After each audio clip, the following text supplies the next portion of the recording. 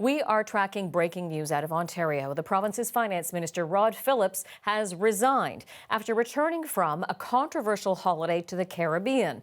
Phillips released a statement just a short while ago. The CBC's Natasha Fatta is tracking all the details. This is moving very quickly, Natasha. If we look at the last 24 hours, what is Minister Phillips now saying? Jen, you took the words right out of my mouth. I can't believe how quickly this story has moved, just even today, since 8 a.m. Eastern. But now the latest development, as you rightly mentioned, is that Phillips himself has issued a statement. He's no longer Minister Phillips because he has resigned. So let's bring up part of the statement where he says, "Today I submitted my resignation as Ontario's Minister of Finance. Traveling over the holidays was the wrong decision, and I once again offer my unreserved apology. Ensuring Ontario emerges from COVID-19 in a strong position was my priority as the Minister of Finance, and it should be the government's priority going forward. Together, we laid the groundwork for what recovery is in Ontario's action plan: protect, support, recover. I know that important work will continue, and I wish Minister Bethlen Falvey, who is now his replacement, all the best as he takes on this additional responsibility." He thanks his family, political staff, and officials in the Ministry of Finance, and he says that he looks forward to focusing his efforts on continuing to serve the people of Ajax as their member of provincial parliament. So that answers another big question we had. If he is stepping down as the finance minister, is he also stepping down as an MPP? Clearly, he is not. But what's going to be interesting to see, Jen, is when it comes to re-election time, whether the electorate will forgive him for going on this vacation. And again, a bit of background for folks who are just catching up on all of the developments. Rod Phillips, who was up until an hour ago the Minister of Finance in Ontario, stood beside the Premier Doug Ford time and time again during the pandemic press conferences and was part of the government's decision to tell people don't do non-essential travel. And that is exactly what he did. For the past 2 weeks, he had been in St. Bart's in the Caribbean on a personal vacation, defying the very rules that his government had put in place. This became public knowledge yesterday. The Premier demanded that the minister return.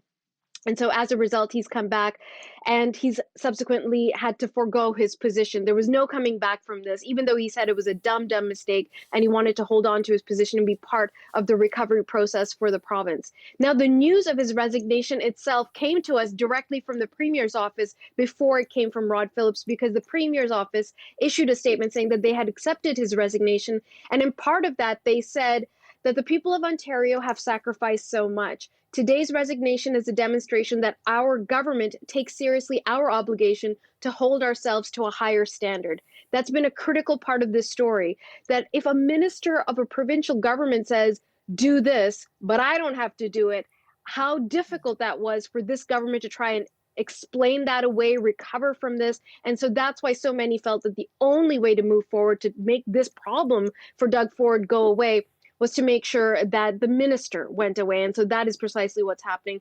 You read or heard from Phillips himself that it is the president of the Treasury Board, Minister Peter Bethlen Falvey. He's now also going to take on the role as Ontario's finance minister. So we'll be listening for any comments from him, what he'll be saying about all of this.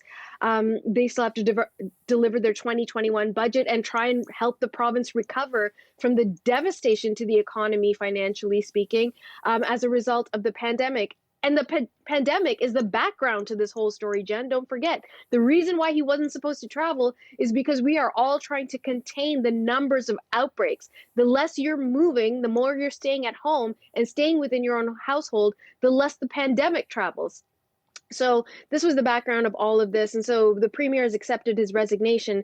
But the problem is that the Premier knew 2 weeks ago that Phillips was in the Caribbean, and he didn't ask for Phillips to come back until the news became public yesterday. So you can bet his opponents are jumping on that point. And the NDP leader, Andrea Horwath, just issued a statement a short while ago, and I'll read part of that for you. She says, Doug Ford knew about Rod Phillips' trip to St. Bart's 2 weeks ago. Not only did Ford not fire him then, he helped him keep the trip a secret. Phillips' resignation from cabinet today is not because Phillips's vacation, it's because they got caught. So that's very deliberate language on her part. And a lot of people are echoing that sentiment as well, that the Premier knew he can't just talk this away. We spoke with a political strategist yesterday who said part of Doug Ford's appeal is that he makes it seem like everybody's his friend. Hey, my friend made a mistake and we're going to have a real serious tough talk about this and get your backside home and all this talk. But this time that's not necessarily going to work, because why did the premier wait till it became public when he knew 2 weeks ago that this particular minister was outside of the country on a personal vacation? So that's going to be part of the discussion, and still what we need to find out. Remember, Phillips went on another personal vacation back in August to Switzerland. Did the premier know about that as well? And if he did, why did he help keep that a secret? So there's so much more to still unpack, but I think that might be the end of what we have to hear from Rod Phillips for a while, Jen. You certainly raised some of the big questions, including the questions the Premier now is going to have to answer. CBC's Natasha Fatta, thank you for this element. And now let's get more reaction and put some of those questions to David Hurley. He's in Denholm, Quebec. He is the host of the Hurley Burley podcast, principal partner at a polling and research firm, the Gandalf Group, and former campaign co-chair of the Liberal Party of Canada. Good to see you on this today. Thanks, David. Your reaction? Great to be on. Natasha's hit was so great, I don't have much to add. I'm going to put some of those questions to you, though, because, this is not our first political scandal that you and I have chatted about. I'm hearkening back now to some other, big political bombshells that really had an impact on the government of the day. This time we're talking the Ontario government, the finance minister, at a time when, apart from health concerns, the economy and recovering is one of the top concerns of the day. So let's just begin with your reaction to Rod Phillips resigning from his cabinet post. Well, his departure, I think, was inevitable, Jennifer. The damage from what he had done is too severe. So my understanding is he may not have expected the premier to accept his resignation, but the premier had to accept his resignation. There are two aspects to this. There is, first of all, the public health aspect of it, which is we have the record number of cases in Ontario today. We're obviously months away from receiving vaccines. Social solidarity is critical to Ontario getting through this period. And so to have a senior member of the government set that example was absolutely unacceptable from a public standpoint. But then you've got the political partisan considerations for the government.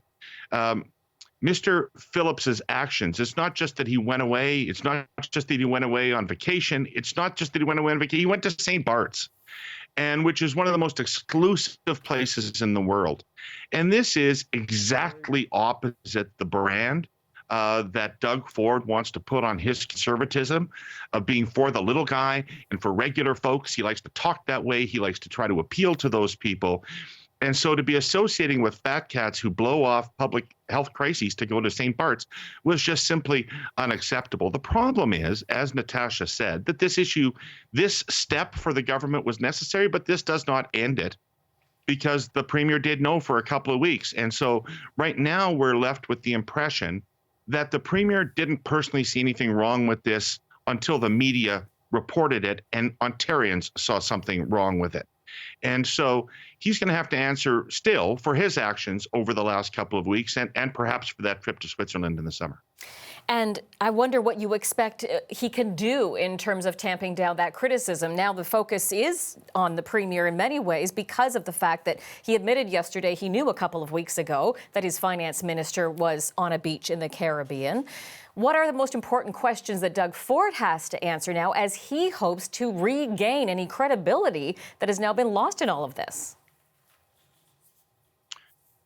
I don't think there's any option for him but to be straight with people and to apologize for the fact that he made himself a mistaken judgment. He has said that he found out after Mr. Phillips left. I think that's a key factor for him. And he may just tell us that in his judgment, he didn't want to order him back from once he was already on the trip, and that was an error of judgment in his part. I don't think he can do much more than throw himself on the mercy of the court in that regard. People have had a fair bit of patience with Mr. Ford, and apologies often go a very long way if they're genuine. And so that would be the route that I would go with if I was Mr. Ford, for sure. I wonder if that washes with the public this time, though, because there's an element here of do as I say, not as I do. And as you know, the Premier has also faced criticism. For example, earlier in the summer, telling people not to go to their cottages. He went to his cottage. Don't have people over for Mother's Day. He had family over for Mother's Day. Optics are very important, especially at a time when people are being told you can't go visit your mother in a long-term care home and you can't go to a funeral of a family member. What's more important than optics when it comes to this at this important time? Not much. I guess actions, getting the vaccine out, that's one way that they can turn the page on this, is if they start doing something serious about vaccinating people and dealing with that. They definitely need to do something to get people's attention onto something else. But first, they need to seal this off and cauterize it to the extent that you can. Your point, though, is exactly right. They carry this with them to the next election. This is part of the legacy. They've done some things well with respect to COVID. They've done other things poorly. When you're a government, you build up, you put bricks on a wall, and eventually that wall defeats you. This exercise with Mr. Phillips is several large bricks into that wall, and this will be something that will be talked about on the doorsteps of the next election campaign. It's not necessarily definitive or determinative, but it's not going to go away. Well, final thought on that then. What do you expect the opposition to be able to do with this in the polls? The NDP people, the NDP leader, Andrea Horwath, as we heard from Natasha earlier, reminding people that the Premier knew about this vacation but didn't say anything. So what do you expect we'll see in terms of political fallout in the days ahead? I think the opposition, now that they've got the finance minister, are now going to go after the Premier, and they're going to go after the Premier hard. And what they're going to try to accomplish is to separate him from his electorate. As I've said, he's got a very populist base out there. It is actually different from the traditional conservative voter in Ontario. There's different kinds of people that are attracted to Ford, and they tend to be outsiders who are attracted to outsiders.